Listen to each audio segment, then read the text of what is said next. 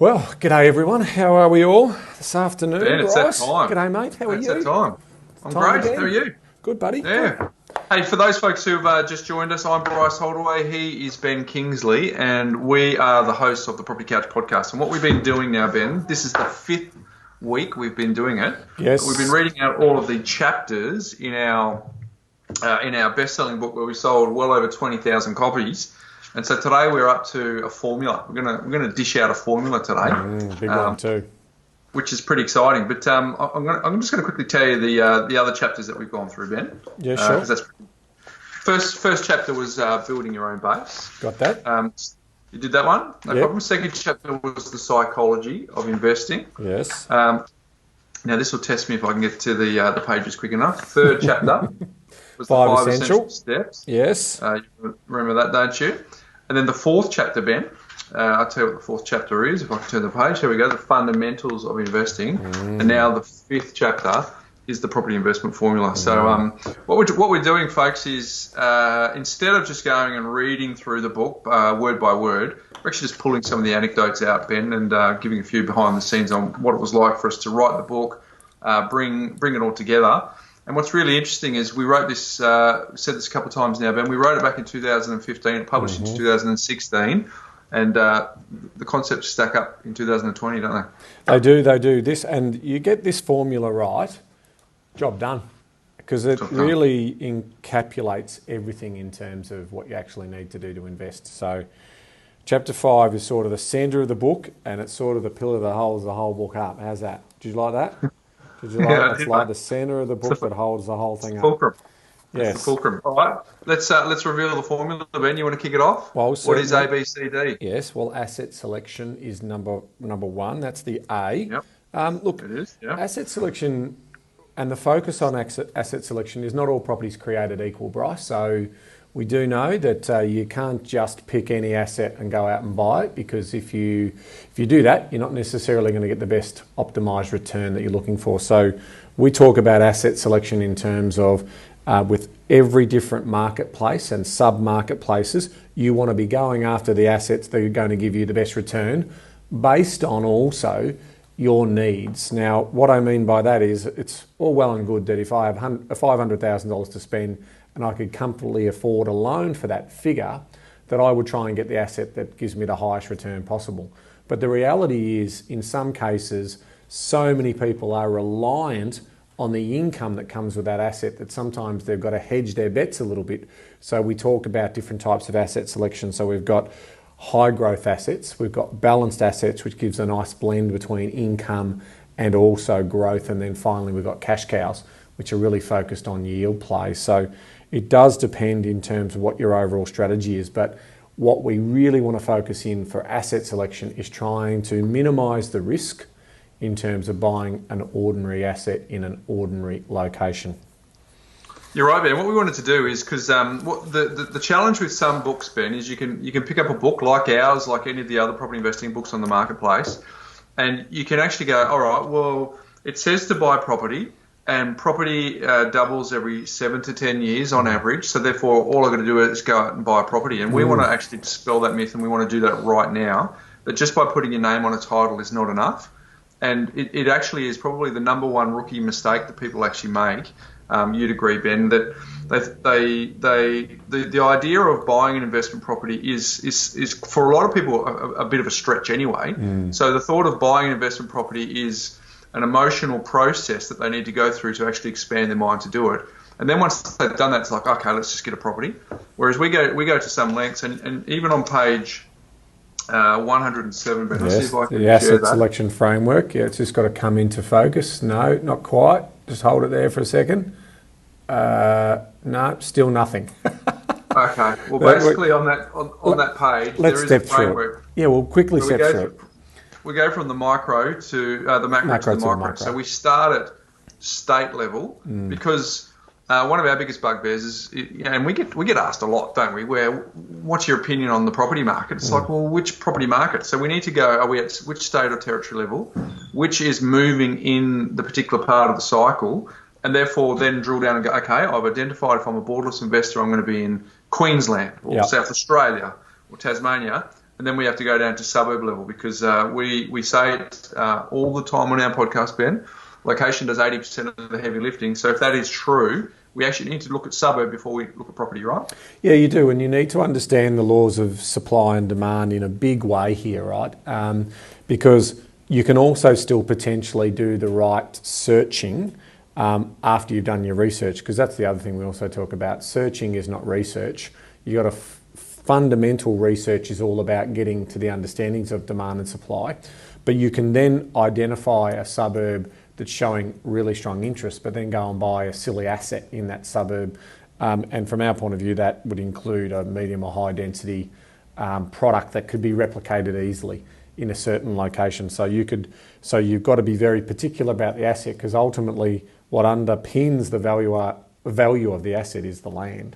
So the land to asset ratio is a really critical component of the research that you want to be doing in this particular area. And that's why when we get to that sort of localised component, we're also then focusing in on the scarcity and the owner-occupier appeal of that. And we've spent countless days, hours, weeks, months, years studying this element of human interest and human behaviour and all of those sort of concepts around what it is that's driving value and what's so important about that, which puts the pressure on the capital growth or the valuation of that property moving forward. So there's a lot of stuff that we could spend all day on here, Bryce, but that gives you a really nice indication in regards to where we see asset selection as part of that formula. True, Ben. So if you want to actually get access to that, you can get that framework. As Ben said, we go through a fair bit of detail because we think it's really important that you focus on the framework the right way. So if you go to the armchair guide, so the armchairguide.com. Wait, I think I can bring it up. Watch this. See if I can get it. No, and now. Oh, there it is. There we go. There it is, mate. You're a Thanks, magician Ivers. the way you did that on demand. Thank you, Ivers. If you want to get a copy, Ben. So what we're doing throughout this reading is we've got a relationship with our publisher where we can go and buy a couple hundred copies, and then we are at liberty to give them away for free. So the way that we're doing that is we'll buy the book, and if you just tell us two things, Ben, where to ship it, and then if you pay for the shipping and handling, we'll get the book into your hands. So if you want to do that, because I think it's worthwhile, because we're not going to go, because we want to cover the other pillars, but we'll go through and show you exactly new versus old. Ben will help you determine which one to look for. We've got a heap of tricks that you need to know that some of the sales groups do to try and get you in. So if you want to follow that, just get access to that book. You can go and get it while we've got a few stocks. But I think that's best summarised by the fact that we always take, from a property point of view, people who get a sense of desire to own that asset. Like if 70% of the property market is owned and controlled by owner-occupiers, then they buy with their hearts and the emotion, and they don't necessarily buy with their head. So one of the other great takeaways where we're talking about character and we're talking about new versus old is if you design a property that has really strong owner-occupier appeal, the reality is that if you ever have to sell that property, it's going to be done under competition, and that competition is going to drive up the return of that particular property. So that's also another nice little takeaway that we talk about in there. Very true, Ben. So that's asset selection. B is for borrowing power, and if you're, we talk about this regularly. Again, for those people that are seeing us for the first time, we have a podcast that goes out every week, Ben, on Thursdays at thepropertycouch.com.au. But we talk about buying investment property is just as much a game of finance as it is a game of bricks and mortar, because when you're buying a house for yourself to live in, it's all about location. Your sister lives down the street, or the school's around the corner, or you've got all the lifestyle drivers that you as an emotional being want to surround yourself with. But when you're buying investment properties, it's a game of it's a game of buying. Sure, if you buy one investment property, that's better than doing nothing, Ben, because you can hold it for the long term. Gives you lots of choices, right? But unfortunately, in our experience through doing this professionally over 20 plus years, and both of us investing personally for over 20 years, we haven't seen too many people create a meaningful retirement outcome for themselves that's ongoing with only one investment property. So if that's the case, if you need somewhere between 3 and 5 investment properties, you're going to have to understand lending. You're going to have to understand how to structure lending, And you're going to have to understand that lending is so much more than just going to the bank and saying, what's the best interest rate you've got or what's the lowest establishment fees? Because you need to be able to set yourself up for success. So it's more about having a borrowing strategy. Yes. Is more important than just having a borrowing capacity, isn't it? Yeah, that's right. I mean, the blend of borrowing and cash flow is absolutely critical. And there is a distinct difference between money and cash flow. And I want to sort of just delve into that a little bit more to try and explain that. But a lot of people just think that their savings is really their cash flow. Well, it's obviously not. Cash flow comes in many forms. It can come in terms of the working income that you do. It can come in terms of the investment income that you get, i.e. the rent that you're getting on a property. But it can also come in the form of equity or savings. So, you know, we're seeing through these difficult times right now that, you know, when you may have cash flow but no savings, and if that cash flow goes, then you're cooked.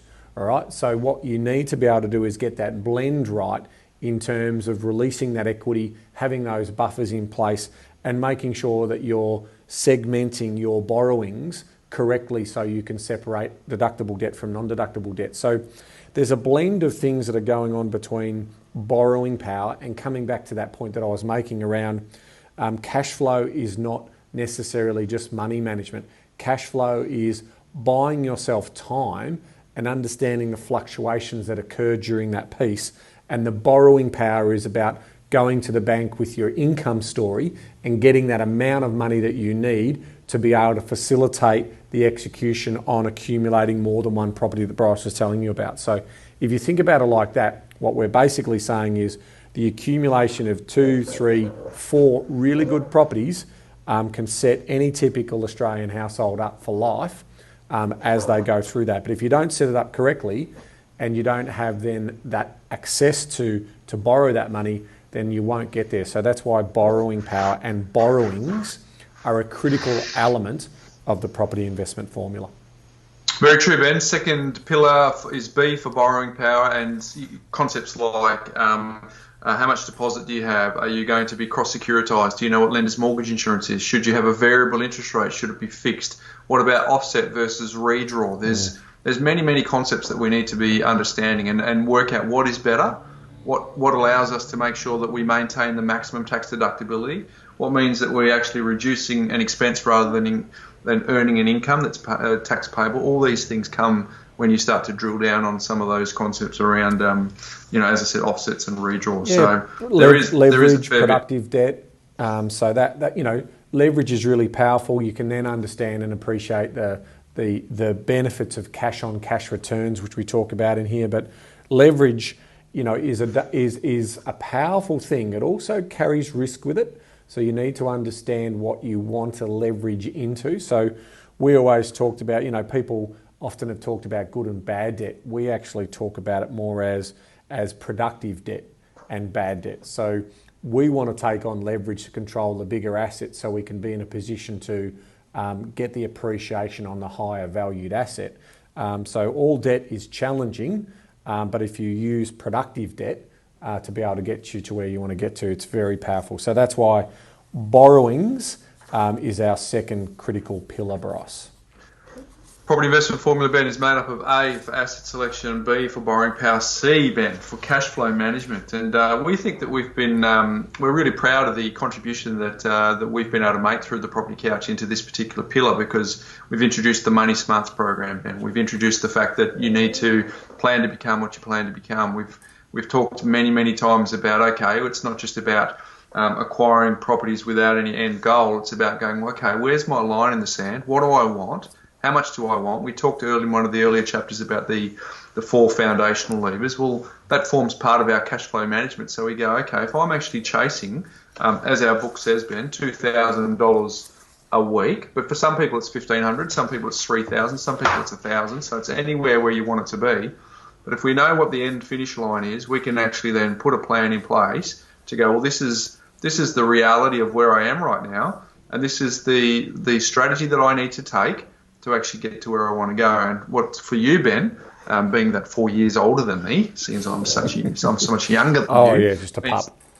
I've got those 4 up my sleeve. So that means that the plan that I might need to do, Ben, might be different to the plan that you need to do, and vice versa for a whole range of reasons. So it's about making sure we're clear on where we're going, but trapping more cash, turning it into an opportunity for us to leverage that into a destination that we know exactly what the path looks like.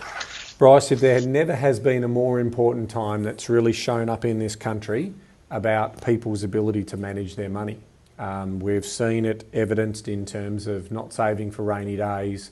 We've seen it evidenced in people accessing super, which is their money, and all power to them if they want to take it.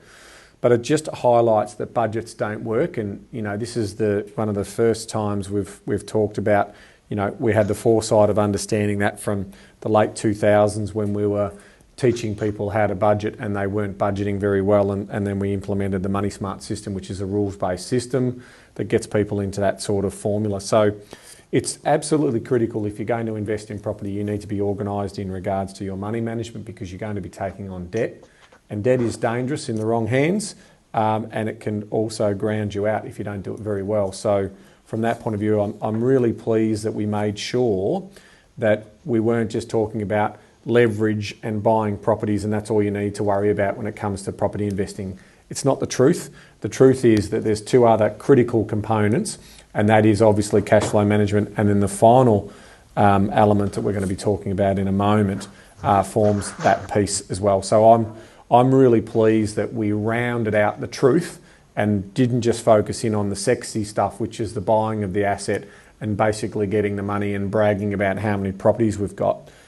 It all comes undone if you don't manage your money properly, and if you don't have risk mitigation elements attached to it as well.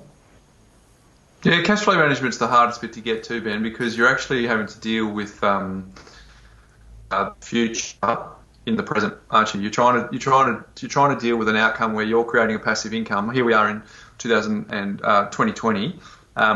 And we might not be retiring until 2040 or 2050 or 2033 or whatever it looks like. So what we do know is a cup of coffee today is cheaper than a cup of coffee tomorrow, because of the fact that inflation will do a little bit of the work to erode that.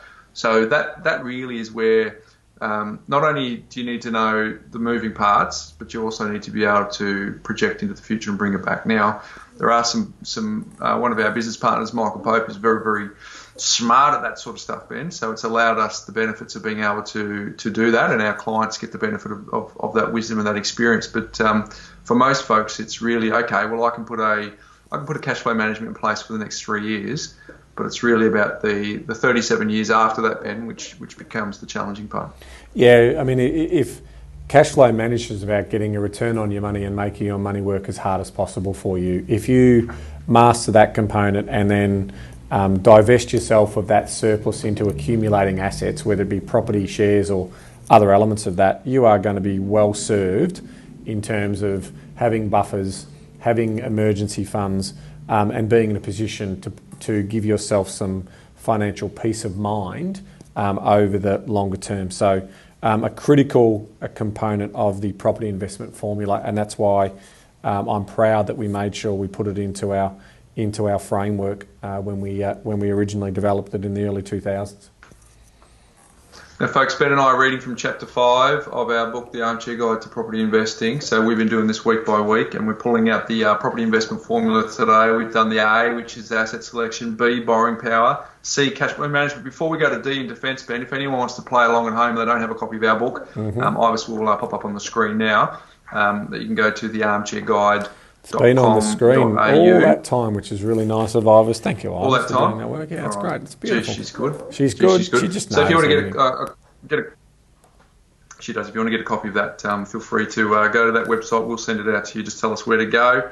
Pay for the shipping. We'll send it out to you. Ben, D is for defence. I reckon this is easily the forgotten pillar. The analogy I like to build, Ben, is if you've got a four-legged stool and you've only got 3 legs, it's only going to be a small amount of time before she falls over, right? Yeah. So you've got to have all 4 legs. So defence is really about, okay, well, if we know where we're headed, we know we're going to buy properties, we know we're going to get some finance to do that, we're actually putting ourselves into a position where, all right, we're prepared to self-fund our retirement, but we are we are taking a leap of faith in the fact that we know how to buy the right assets and we can manage the debt that comes with it. But some things are out of our control, Ben. And really, defence is really about saying you as an income earner need to be protected, because the house of cards can come crashing down if for whatever reason, for something outside of your control, your ability to earn an income either temporarily or worse permanently becomes an issue. That is not only going to be a problem for your accumulation activities, but it's also going to be a problem for you going forward, being able to provide a level of lifestyle. So D is often forgotten, Ben, but very, very important. Yeah, so we're talking about several elements. I mean, until the next 20 years, when your property is probably more important from a valuation point of view than you are when you start to stop producing income, you're the most important. You and your partner, or the household income, is the most important element of building wealth for retirement. So we need to protect you. So income protection, life, trauma, TPD, those types of things should be blended into your cash flows and blended into your plan.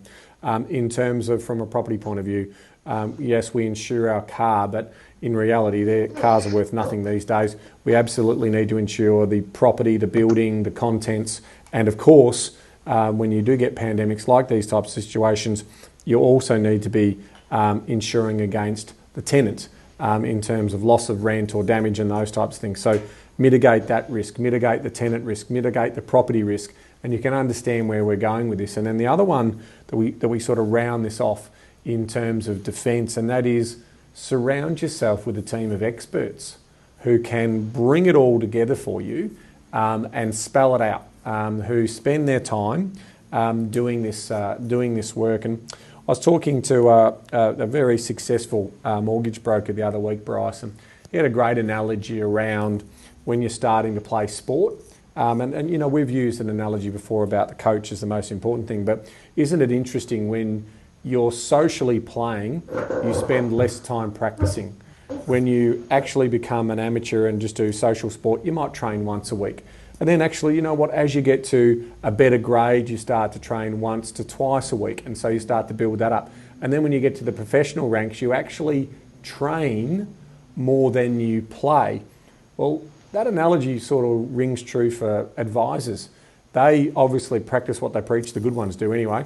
And then secondly, they're basically bringing groups of people through from novices and beginners right through to the pros. And they do that through designing a plan and executing on that plan. And they just get to do it more often than not. And so the reality is most advisors who have your best interests at heart do it on the grounds that they have more time to spend on it.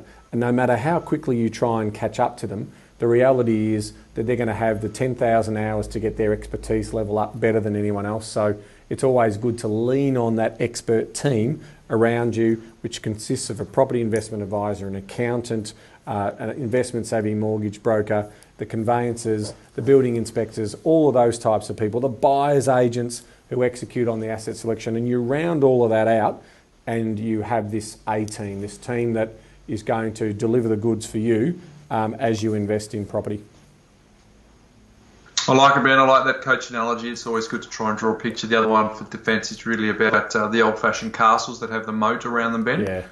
Which is really setting them up to secure their interests, their base. Yep.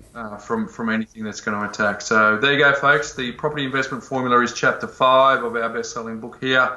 The Property Investment Formula is A, B, C, D. You need to master all four pillars: asset selection, borrowing power, cash flow management, defence. So hopefully that's been helpful. We pull a few stories out, Ben.